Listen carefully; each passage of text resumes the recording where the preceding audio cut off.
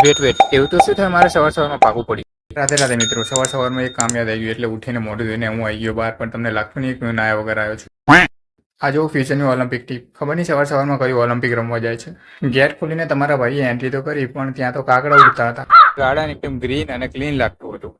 તમને લાગતું હશે હું યોગા કરું છું, પણ ખરેખર હું સુઈ ગયો તો ભાઈ. कैसे लोग रहते हैं यार यहाँ पर। આ ગાર્ડન જોઈ લો ફૂલ એચડીમાં, અને હજુ તમે ઊંઘમાં છો. પછી મેં દોડવાનું ચાલુ કર્યું. 2 રાઉન્ડ મારીને લાગ્યું કે બસ હવે ઊંઘર બોલાવ. થોડીક વાર થાક ખાઈને પછી ચાલવાનું ચાલુ કર્યું. આ બધા છે હેલ્થને ઇમ્પોર્ટન્સ આપવા વાળા, અને હજુ તમે ઘરમાં પડ્યા છો. વાત તો સહી હે. આ ઝાડ છે જ્યાં લોકો ઓક્સિજન લેવા માટે આવે છે, પણ અહીંયા ઝાડ ખુદ કહે છે ભાઈ તું મને શ્વાસ લેવા દઈશ.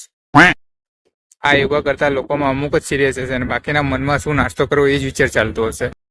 આ બધા લાગે છે જીમમાંથી ભાગીને ગાર્ડનમાં આવ્યા છે. આ ભાઈ અહીં મસ્તી કરે છે, અને બીજી બાજુ આ આંટી 5G સ્પીડે ડેટા ટ્રાન્સફર કરે છે. કોણ હે ये लोग? कहां से आते हैं?